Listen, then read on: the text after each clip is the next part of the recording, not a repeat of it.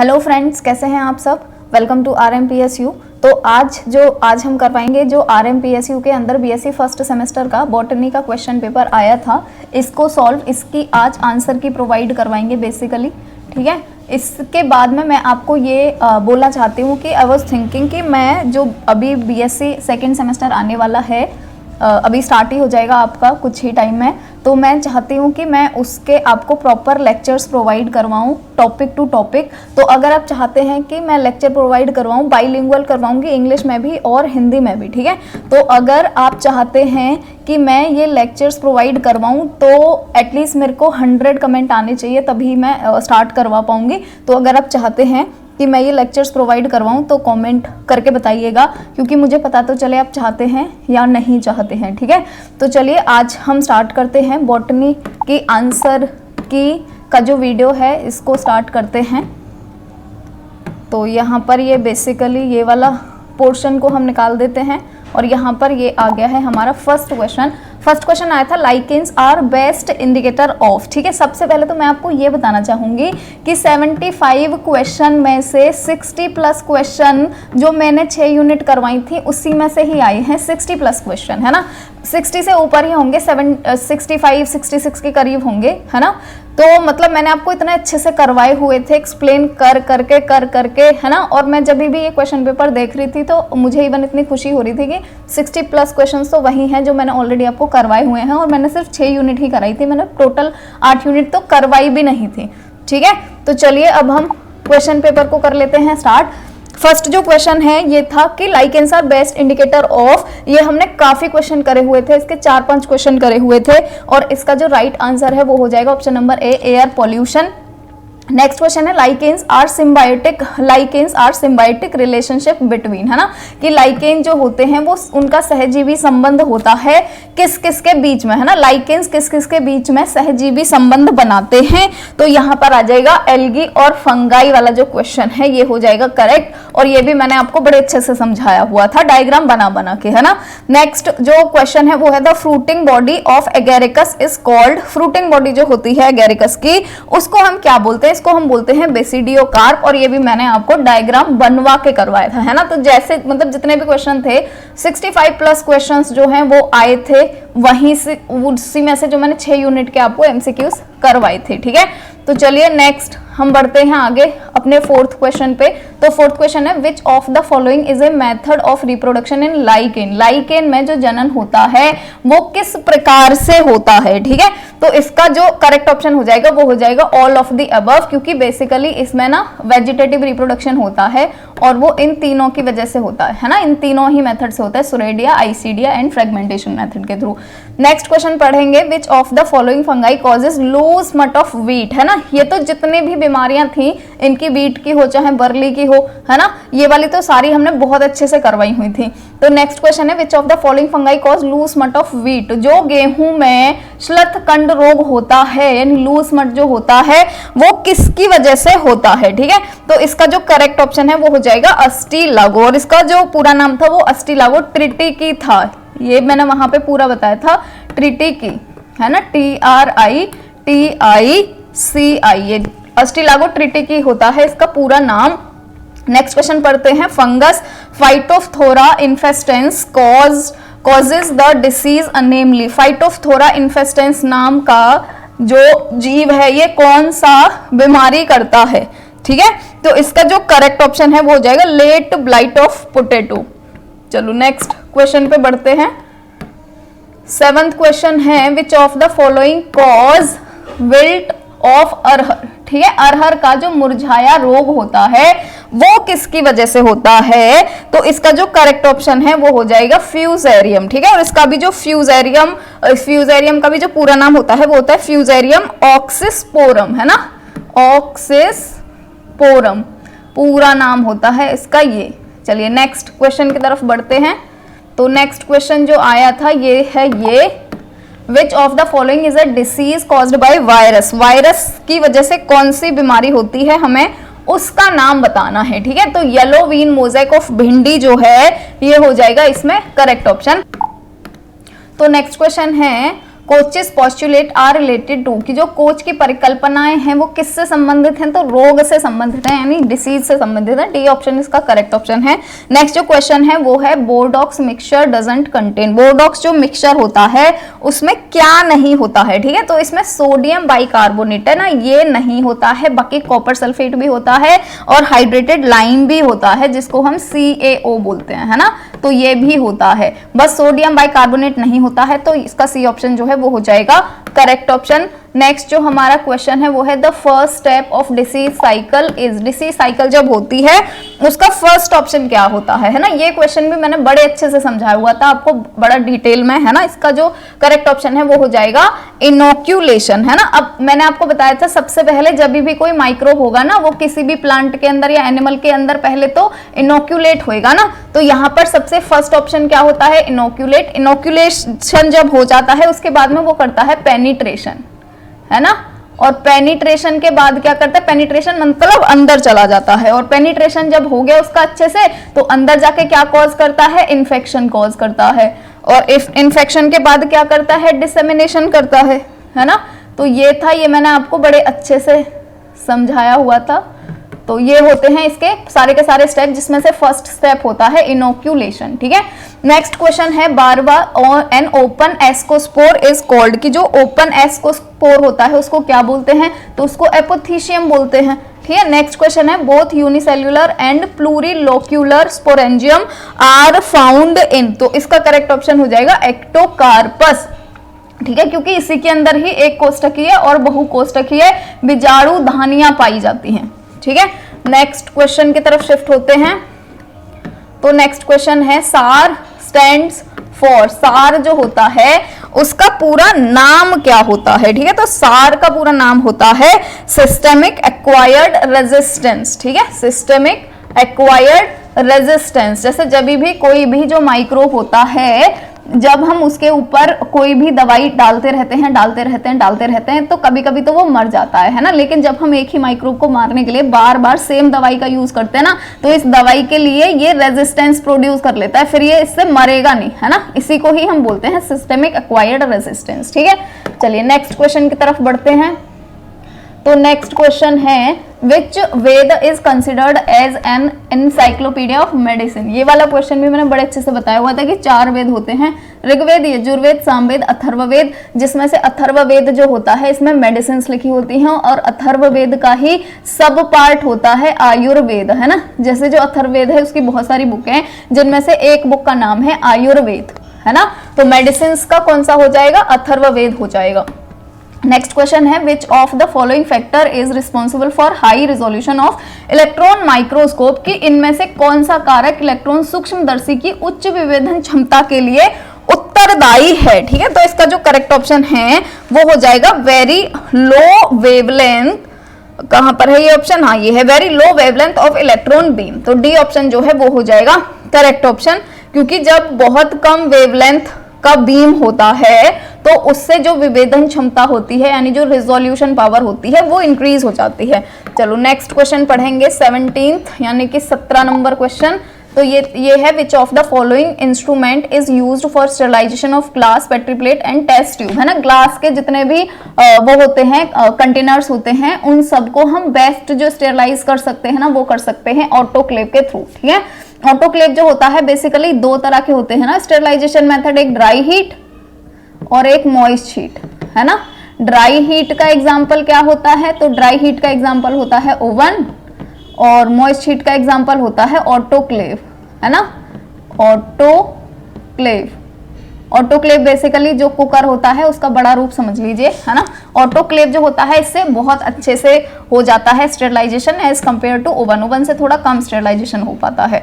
चलिए next question की तरफ बढ़ेंगे, reflecting mirror used in compound microscope is, की कंपाउंड माइक्रोस्कोप में जो रिफ्लेक्टिंग मिरर यूज होता है वो कौन सा होता है। देखिए रिफ्लेक्टिंग मिरर जो होता है ना वो हमेशा कॉनकेव ही होगा, क्योंकि कॉनकेव होगा तभी तो रिफ्लेक्ट करेंगी चीजें, अगर कॉनकेव नहीं होगा तो रिफ्लेक्शन कैसे आएगी, है ना।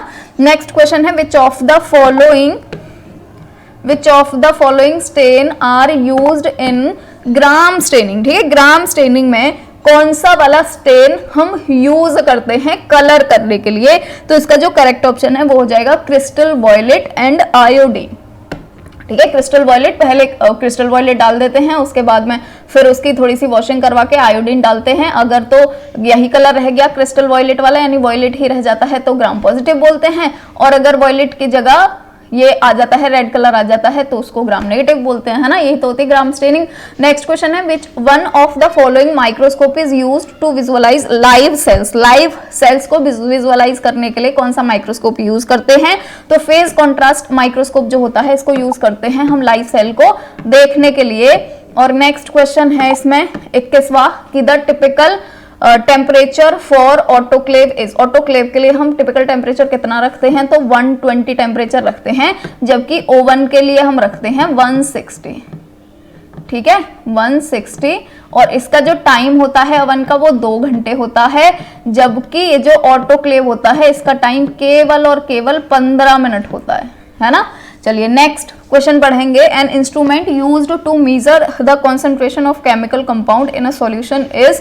तो सबसे बढ़िया जो इंस्ट्रूमेंट जिससे हम किसी भी केमिकल कंपाउंड की कंसंट्रेशन पता कर सकते हैं वो स्पेक्ट्रोफोटोमीटर ही होता है ना। जैसे पैरासीटामोल है, पीसीएम है, अगर इसके अंदर लिखा हुआ है कि 200 mg है टैबलेट के अंदर, है ना, अगर आपको पता करना है 200 mg ही है या नहीं, तो आप कैसे पता कर सकते हो? स्पेक्ट्रोफोटोमीटर के थ्रू पता कर सकते हो। वो बता देगा कि पीसीएम का 200 mg ही है, कम है या ज्यादा है, कितना है। ठीक है, नेक्स्ट क्वेश्चन है, जो पेनिसिलिन है वो फर्स्ट एंटीबायोटिक है और जो कि आइसोलेट करी गई है किससे? ठीक है, तो ये आइसोलेट करी गई थी पेनिसिलियम नोटेटम से। बेसिकली ये सबसे पहले तो नोटेटम से ही आइसोलेट करी गई थी, लेकिन अब पेनिसिलिन को हम नोटेटम से नहीं आइसोलेट करते हैं, अब इसको करते हैं पेनिसिलियम क्राइसोजिनम से, है ना। क्योंकि जो क्राइसोजिनम से आइसोलेट करते हैं ना हम, इससे हमें बहुत बढ़िया क्वांटिटी में मिल जाती है, बहुत ज्यादा मिल जाती है पेनिसिलिन, जबकि नोटेटम से कम मिलती है, इसीलिए हम इससे करते हैं। ग्राइसोफुल्विन से तो हमें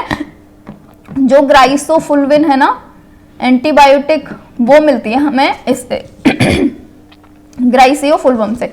ठीक है, नेक्स्ट क्वेश्चन पढ़ेंगे 24th, which of the following instrument is required to culture bacterial at optimal temperature. ठीक है, ये तो आपने अपनी लैब के अंदर भी देखा होगा कि जब भी हमें बैक्टीरिया को कल्चर करना होता है तो हमें क्या चाहिए होगा? उसके इंक्यूबेशन के लिए बीओडी इंक्यूबेटर चाहिए होता है। ठीक है, क्योंकि यही ही हमें ऑप्टिमम टेम्परेचर प्रोवाइड कराता है, जिससे कि हमारे जो माइक्रोब हैं वो अच्छे से कल्चर हो जाए, अच्छे से कॉलोनी बना ले। नेक्स्ट क्वेश्चन है, plasmids are made up of, कि जो प्लाज्मिड्स होते हैं वो किसके बने होते हैं? तो प्लाज्मिड हमेशा डीएनए के ही बने होंगे, ठीक है, आरएनए के नहीं बने होते हैं।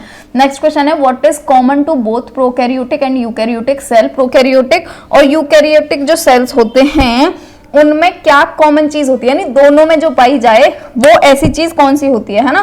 तो मल्टीपल मॉलिक्यूल्स ऑफ डीएनए जो है ये इसका करेक्ट ऑप्शन हो जाएगा, क्योंकि मेम्ब्रेन बाउंड सेल ऑर्गेनेल है ना, ये सिर्फ यूकैरियोटिक में मिलते हैं, है ना, प्रोकैरियोटिक में नहीं मिलते हैं मेम्ब्रेन बाउंड। ठीक है, इसके बाद में अकरेंस ऑफ राइबोसोम, तो राइबोसोम जो है ये भी हमें यूकैरियोटिक में मिलते हैं, प्रोकैरियोटिक में नहीं मिलते, है ना। तो सी ऑप्शन जो है कि डीएनए जो है वो दोनों में मिल जाता है, मल्टीपल मॉलिक्यूल डीएनए का, प्रोकैरियोटिक में भी और यूकैरियोटिक में भी। चलिए नेक्स्ट क्वेश्चन की तरफ बढ़ेंगे। तो नेक्स्ट क्वेश्चन है, bacterial conjugation was discovered by. इसके तो 3 जो वो होते हैं बैक्टीरिया के, जो रिप्रोडक्शन करने के 3 मेथड होते हैं, तीनों के साइंटिस्ट के नाम मैंने बड़े अच्छे से समझाए थे आपको, है ना। और जो कॉन्जुगेशन है वो किसने करा था? तो ये करा था लेडरबर्ग एंड टैटम ने, तो बी ऑप्शन करेक्ट हो जाएगा। नेक्स्ट क्वेश्चन है, the part of bacterial population growth curve in which rapid growth of bacteria occurs is known as. उसको हम क्या बोलते हैं जिसमें सबसे फास्ट जो वो होती है ग्रोथ होती है ना, उसको क्या बोलते हैं? इसका तो मैंने डायग्राम बना के बड़े अच्छे से समझाया था आपको कि पहले कुछ नहीं होता है ना, पहले ऐसे वाली फेज चलती है, इसमें कुछ नहीं होता, कोई ग्रोथ नहीं होती, इसको हम क्या बोलते हैं? लैग फेज बोलते हैं। फिर एक साथ बहुत तेजी से ग्रोथ होती है, इसको क्या बोलते हैं? इसी को ही बोलते हैं लॉग फेज, है ना। इसके बाद आती है ऐसे स्टेशनरी फेज, और स्टेशनरी फेज के बाद आती है ये वाली डिक्लाइन फेज, है ना, ये वाली स्टेशनरी फेज, और ये वाली होती है लैग फेज। ठीक है, तो ग्रोथ किस में होती है सबसे ज्यादा? इस वाली फेज में होती है, इसीलिए जो लॉग फेज है वो हो जाएगा करेक्ट ऑप्शन। ठीक है, नेक्स्ट क्वेश्चन है, द बैक्टीरियल सेल वॉल जो होती है वो किसकी बनी हुई होती है? तो बैक्टीरिया की जो सेल वॉल है वो बनी हुई होती है पेप्टिडोग्लाइकन की, है ना। और आपने जो ग्राम नेगेटिव और ग्राम पॉजिटिव जो हैं वो कैसे हम उनकी स्टेनिंग के थ्रू पता लगाते हैं ना, तो उसका रीजन यही ही होता है। जब मैं आपको कभी समझाऊंगी अच्छे से तो बताऊंगी कैसे कैसे इसका लॉजिक होता है ना ग्राम स्टेनिंग का। नेक्स्ट क्वेश्चन है, which of the following is site of respiration in bacteria. Bacteria के अंदर जो रेस्पिरेशन होता है वो कहां पर होता है, तो मीजोसोम के अंदर होता है। नेक्स्ट क्वेश्चन है bacteria are placed in kingdom, किस किंगडम में बैक्टीरिया को प्लेस करा गया है according to 5 kingdom system of classification. ठीक है, इसमें जो करेक्ट ऑप्शन है वो हो जाएगा इसमें मोनेरा। ठीक है, तो 30। तो नेक्स्ट क्वेश्चन है सेल वॉल जो है वो किसके अंदर एब्सेंट होती है, तो इसका जो करेक्ट ऑप्शन है वो हो जाएगा माइकोप्लाज्मा। नेक्स्ट क्वेश्चन की तरफ बढ़ेंगे, तो नेक्स्ट जो क्वेश्चन है वो है टोबैको मोज़ेक वायरस जो होता है was the first virus to be crystallized. ठीक है, which scientist have done that. जो टोबैको मोज़ेक वायरस है उसका जो क्रिस्टलाइजेशन है, ये क्रिस्टलाइजेशन करा देता है उसका सेपरेशन के लिए, है ना, अलग करने के लिए, है ना, तो वो किस साइंटिस्ट ने सबसे पहले किया था, तो इसका जो करेक्ट ऑप्शन है वो हो जाएगा WM स्टैनली। ठीक है, तो सी ऑप्शन जो है वो हो जाएगा करेक्ट ऑप्शन। नेक्स्ट क्वेश्चन है extra chromosomal genetic material of bacteria is called as. जो एक्स्ट्रा क्रोमोसोमल यानी कि क्रोमोसोम के अलावा जो जेनेटिक मटेरियल होता है, जो DNA होता है, उसको हम क्या बोलते हैं, तो उसको हम बोलते हैं प्लाज्मिड। डी ऑप्शन करेक्ट हो जाएगा। नेक्स्ट क्वेश्चन है 35 कि विच of the following virus has complex symmetry. Complex symmetry जो होती है वो किसके अंदर होती है। ठीक है, तो यहाँ पर देखिए मैं दो में कंफ्यूज हूँ, या तो इसका बी हो जाएगा। टोबैको मोज़ेक वायरस जो होता है इसके अंदर तो होती ही है कॉम्प्लेक्स सिमेट्री, है ना, पर मेरे को है ना ऐसे भी लग रहा है कि जो T4 फेज होता है इसकी भी होती है ना, तो टोबैको मोज़ेक वायरस में तो होती है, इसका तो कंफर्म्ड है, पर मुझे ऐसे लगता है कि T4 में भी होती है, तो मैंने थोड़ा अच्छे से देखा नहीं है ना, तो यहाँ पर या तो बी हो सकता है या तो डी हो सकता है, ऑल ऑफ दी अबव। ठीक है, नेक्स्ट क्वेश्चन है virus are made up of protein and के जो वायरस होते हैं वो एक तो प्रोटीन के बने होते हैं, ये तो चलिए पता है हमें। ठीक है, अब प्रोटीन के अलावा दूसरी चीज कौन सी होती है जिसके ये बने हुए होते हैं, तो ठीक है, एक तो प्रोटीन हो गया और दूसरी चीज क्या होगी, या तो RNA के होंगे या तो DNA के होंगे। ठीक है, तो RNA और DNA इनमें से कोई एक होता है, दोनों भी नहीं होते हैं, डी ऑप्शन भी गलत हो जाएगा, या तो RNA होगा या तो DNA होगा वायरस के अंदर। ठीक है, नेक्स्ट क्वेश्चन है blue green algae as biofertilizer is used in production of which crop. Blue green जो एल्गी होती है वो किसके प्रोडक्शन के लिए फर्टिलाइजर की तरह यूज होती है, यानी खाद की तरह यूज होती है। ठीक है, तो इसका जो करेक्ट ऑप्शन है वो ए हो जाएगा, यानी कि पैडी या फिर राइस के कल्टीवेशन के लिए यूज करते हैं इसको। नेक्स्ट क्वेश्चन है algae spirulina is an example of. ये तो बड़ी बार क्वेश्चन करवाया हुआ था मैंने अपने टाइम पे, है ना, जब मैं करवा रही थी आपको। तो एल्गी स्पाइरुलिना जो है वो किसका एग्जाम्पल है, सिंगल सेल प्रोटीन का एग्जाम्पल है, और इसको इवन जो ये होते हैं जिम विम जो जाते हैं वो लोग भी इसको एज पाउडर खा रहे होते हैं, है ना, प्रोटीन की जो पूर्ति है उसको कंप्लीट करने के लिए। चलिए नेक्स्ट क्वेश्चन है virus requires which of the following for their growth and multiplication. Virus को किसकी जरूरत होती है अपनी ग्रोथ और मल्टीप्लिकेशन के लिए, है ना, तो वायरस जो होते हैं इनको हम बेसिकली लिविंग और नॉन लिविंग दोनों के अंदर रखते हैं, निर्जीव और सजीव जो दोनों के अंदर रखते हैं। क्यों रखते हैं, क्योंकि देखिए ये मल्टीप्लिकेशन कर सकते हैं, ग्रोथ भी कर सकते हैं, इसलिए तो इनको लिविंग में रखेंगे। और क्योंकि ये अपने आप नहीं कर सकते ये दोनों चीजें, इनको किसी ना किसी सेल की जरूरत होती है, लिविंग सेल की दूसरी लिविंग सेल की जरूरत होती है, उसके अंदर जाके ये मल्टीप्लिकेशन और ग्रोथ कर सकते हैं, इसलिए हम इनको बोलते हैं नॉन लिविंग, क्योंकि खुद से नहीं कर सकते कुछ, है ना, तो इसीलिए इनको ग्रोथ और मल्टीप्लिकेशन के लिए जरूरत किसकी है, लिविंग सेल की, है ना। वो बैक्टीरिया भी हो सकता है, वो फंगाई भी हो सकता है, वो प्लांट भी हो सकता है, कुछ भी हो सकता है, तो डी ऑप्शन जो है वो करेक्ट हो जाएगा। लिविंग सेल होनी चाहिए, चाहे कोई भी हो, ह्यूमन हो, प्लांट हो, बैक्टीरिया हो, कुछ भी हो, बस लिविंग सेल होनी चाहिए। नेक्स्ट क्वेश्चन है the virus which attack bacteria is called. Virus जो कि बैक्टीरिया के ऊपर अटैक करता है उसको हम क्या बोलते हैं, बैक्टीरियोफेज बोलते हैं। ये भी करवाया हुआ है क्वेश्चन, है ना, मतलब मोस्टली 65 के करीब क्वेश्चन है जो मैंने ही करवाए हुए हैं, वही ही आ रहे हैं बार बार। ठीक है, चलिए नेक्स्ट क्वेश्चन है लिटिल लीफ जो होती है ब्रिंजल की, ये किसकी वजह से होती है, इसको करने के लिए कौन रिस्पॉन्सिबल होता है, तो इसको करने के लिए जो फाइटोप्लाज्मा है ये रिस्पॉन्सिबल होता है, फाइटोप्लाज्मा की वजह से होती है ब्रिंजल के अंदर, यानी कि बैंगन के अंदर जो लिटिल लीफ नामक बीमारी होती है। तो 42 क्वेश्चन है व्हाट इज कीमोटैक्सिस। कीमोटैक्सिस क्या होता है ना, तो बेसिकली कीमोटैक्सिस जो होता है ना वो होता है टुवर्ड कॉन्सेंट्रेशन की तरफ, जब भी कोई भी चीज मूव करती है, ठीक है, उसी को ही हम कीमोटैक्सिस बोलते हैं। इसीलिए यहाँ पर जो करेक्ट ऑप्शन है वो हो जाएगा सी, यानी कि movement of bacteria either toward और अवे फ्रॉम स्टिमुलस, है ना, या तो कॉन्सेंट्रेशन के अगेंस्ट या कॉन्सेंट्रेशन के टुवर्ड यानी की तरफ मूव करते हैं, उसी को ही हम कीमोटैक्सिस बोलते हैं। तो सी ऑप्शन जो है वो हो जाएगा यहाँ पर करेक्ट ऑप्शन।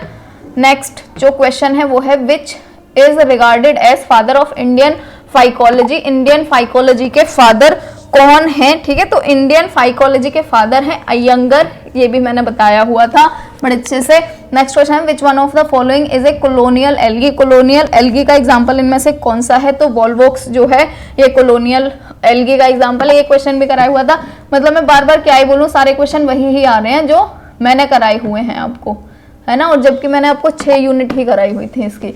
नेक्स्ट क्वेश्चन है which of the following is a parasitic algae. इनमें से पैरासिटिक एल्गी का एग्जांपल कौन सा है? तो पैरासिटिक एल्गी का एग्जांपल है सिफेलोरस। नेक्स्ट क्वेश्चन है which of the following algae has cap sales. Cap sales किस एल्गी के अंदर होती हैं? तो ओडोगोनियम के अंदर होती है ना, ये तो सबको पता है। नेक्स्ट क्वेश्चन है basis of classification of algae is, कि जो बेसिस होता है एल्गी के क्लासिफिकेशन का वो क्या होता है ना। अब इसमें सब ये भी लगा के आ सकते हैं ऑल ऑफ द अबव, ठीक है, पर ऑल ऑफ द अबव नहीं होगा इसमें। Presence and type of pigment जो होता है उसका जो उसके जो क्लासिफिकेशन है, जैसे ब्लू एल्गी का अलग होता है, रेड एल्गी का अलग होता है, ब्राउन एल्गी का अलग होता है ना, तो वो उसके बेसिस पर जो क्लासिफिकेशन है उसको वही ही है सबसे इजी और सबसे ज्यादा बेसिक एल्गी का क्लासिफिकेशन। ठीक है, चलिए नेक्स्ट क्वेश्चन की तरफ बढ़ते हैं। नेक्स्ट क्वेश्चन है फ्लोरिडियन स्टार्च जो होता है वो रिजर्व फूड होता है किसके अंदर? ठीक है, तो जो रोडोफाइसी होते हैं, रोडोफाइसी किसको बोलते हैं हम? रेड एल्गी को। रेड एल्गी के अंदर ही बनता है फ्लोरिडियन स्टार्च। ठीक है, तो इसमें जो बी ऑप्शन है ये हो जाएगा करेक्ट ऑप्शन। नेक्स्ट क्वेश्चन है which type of reproduction is found in Chlorophyceae class of algae. Chlorophyceae जो होती हैं वो ये ग्रीन एल्गी होती हैं, है ना, तो क्लोरोफाइसी जो होती हैं एल्गी, इनके अंदर कौन से टाइप का रिप्रोडक्शन पाया जाता है? तो देखिए तीनों तरह का पाया जाता है, आइसोगेमस भी, एनाइसोगेमस भी और ओगेमस भी, है ना। ये उसके हैं जो क्या बोलते हैं उसको, रिप्रोडक्शन भी 2 तरह का होता है ना, वेजिटेटिव और दूसरा कौन सा होता है? वेजिटेटिव के अलावा अरे दूसरा, तो वो दूसरा वाला जो होता है ना, वही अभी मेरे को टर्म नहीं एक्चुअली याद आ रही है ना, तो वो दूसरे वाले के ये तीनों क्लासेस होते हैं ना, तीनों होते हैं इसके अंदर। ठीक है, नेक्स्ट जो क्वेश्चन है वो है नाइट्रोजन फिक्सिंग एल्गी जो है इनमें से वो कौन सा है जो नाइट्रोजन फिक्सेशन कर देता है? तो इसका जो करेक्ट ऑप्शन है वो हो जाएगा नोस्टॉक। ठीक है, ये तो बहुत ज्यादा फेमस है।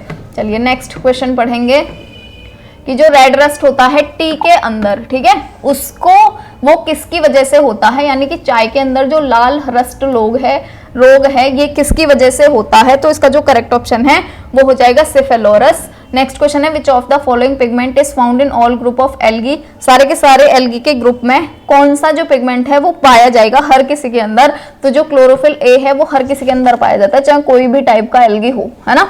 नेक्स्ट क्वेश्चन है फाइकोलॉजी जो है ये किसकी स्टडी होती है फाइकोलॉजी के अंदर? तो देखिए फाइकोलॉजी का मतलब फंगाई नहीं है, फंगाई भी ले जाएंगे बहुत सारे लोग, पर फाइकोलॉजी होता है इसके अंदर हम स्टडी करते हैं एल्गी की, है ना। तो सी ऑप्शन जो है वो हो जाएगा यहाँ पर करेक्ट ऑप्शन। नेक्स्ट क्वेश्चन है ब्लू ग्रीन एल्गी जो नोस्टॉक होती है उसमें स्पेशलाइज्ड सेल होती है नाइट्रोजन फिक्सेशन के लिए, और ये जो स्पेशलाइज्ड सेल हैं इनको हम क्या बोलते हैं जिनकी वजह से नाइट्रोजन फिक्सेशन होता है? तो इनको हम बोलते हैं हेटेरोसिस्ट। चलिए नेक्स्ट क्वेश्चन है which one of the following fungi is a mycoherbicide. इनमें से कौन सी फंगाई जो है वो माइकोहर्बिसाइड है ये हमें बताना है। तो यहाँ पर जो करेक्ट ऑप्शन है वो हो जाएगा फाइटोफथोरा पाल्मिवोरा। नेक्स्ट क्वेश्चन है which of the following algae has nucules and globules. Nucules और ग्लोब्यूलस जो होते हैं वो किसके अंदर मिलते हैं? तो चरा के अंदर मिलते हैं। ये भी मैंने आपको क्वेश्चन करवाया हुआ था, है ना, पर आप लोग तो देखेंगे नहीं वीडियो, है ना। चलिए क्योंकि आप लोग यही सोचते हैं क्या बताएगी ये क्या बताएगी। ठीक है, चलिए नेक्स्ट क्वेश्चन है अगार अगार जो होता है वो किससे ऑब्टेन होता है? तो अगार अगार जेलिडियम अमेंशी से ऑब्टेन होता है, इसका पूरा नाम जेलिडियम अमेंशी होता है ना। नेक्स्ट क्वेश्चन है ऑल फंगाई आर, सारे के सारे जो फंगाई होते हैं वो क्या होते हैं? तो यूकैरियोटिक होते हैं सारे के सारे फंगाई। नेक्स्ट क्वेश्चन है cell wall in fungi is made up of, कि जो सेल वॉल होती है फंगाई के अंदर किसकी बनी होती है? तो फंगाई के अंदर सेल वॉल काइटिन की बनी होती है। ए ऑप्शन जो है वो करेक्ट हो जाएगा। नेक्स्ट क्वेश्चन है which of the following is a unicellular fungi. इनमें से कौन सी यूनिसेल्युलर फंगाई है? तो सैकेरोमाइसिस जो है वो हो जाएगा यहाँ पर करेक्ट ऑप्शन, ठीक है, सैकेरोमाइसिस हो जाएगा यहाँ पर करेक्ट ऑप्शन। नेक्स्ट क्वेश्चन है fungi obtain their nutrition by, कि फंगाई जो होते हैं वो अपना न्यूट्रिशन कैसे लेते हैं। तो देखिए ये जो फंगाई होते हैं ना, ये बेसिकली करते क्या है, जैसे ये फंगाई है, ये अपने अंदर से है ना कुछ केमिकल रिलीज करते हैं, है ना, केमिकल मतलब एंजाइम रिलीज करते हैं बेसिकली, है ना। अब ये एंजाइम क्या करेंगे, जैसे सपोज करो ये आपका पैर है और आपके पैर के ऊपर है ना ये फंगस लग गई है, तो ये अपने अंदर से कुछ एंजाइम निकालेगी जो आपकी यहाँ पे प्रोटीन है ना, ये इस प्रोटीन का डाइजेशन कर देगी, है ना। और जैसे ही प्रोटीन का डाइजेशन हो गया तो इसका एब्जॉर्प्शन हो जाता है फंगाई के अंदर, फंगाई की सेल वॉल के थ्रू, ठीक है। तो फंगाई जो होते हैं वो अपना जो न्यूट्रिशन है वो कैसे लेते हैं, एब्जॉर्प्शन के थ्रू, ठीक है, एब्जॉर्ब हो जाता है डायरेक्टली इनकी सेल वॉल के थ्रू। जैसे अगर ये फंगाई है तो यहाँ पर जब एंजाइम ने इस प्रोटीन का डाइजेशन कर दिया तो ये प्रोटीन एब्जॉर्प्शन के थ्रू अंदर घुस जाती है फंगाई के, है ना। नेक्स्ट जो क्वेश्चन है वो है enzyme used in food fermentation, enzyme, उस एंजाइम का नाम बताना है जो फूड फर्मेंटेशन में यूज होता है। तो बहुत ईजी है, जाइमेज जो होता है यही यूज होता है फूड फर्मेंटेशन के लिए मोस्टली। नेक्स्ट क्वेश्चन है एक्सकोमाइसिटीज जो है is characterized by the presence of, ascomycetes जो है उसके अंदर हमें क्या मिलता है, तो इसी से ही समझ आएगा, एस्कोमाइसिटीज से ही एस्कस मिलते होंगे इसके अंदर, है ना। ये भी मैंने आपको बड़े अच्छे से करवाया हुआ था क्वेश्चन। नेक्स्ट क्वेश्चन है which of the following fungi reproduced as zygospore, इनमें से कौन सा फंगाई जाइगोस्पोर को प्रोड्यूस करता है, ये क्वेश्चन है, ठीक है। तो यहाँ पर जो म्यूकर एग्जाम्पल है ये हो जाएगा करेक्ट ऑप्शन, और म्यूकर जो है इसको हम राइजोपस भी, म्यूकर और राइजोपस, है ना। तो सेकंड जो इसका एग्जाम्पल है वो राइजोपस भी हो जाएगा।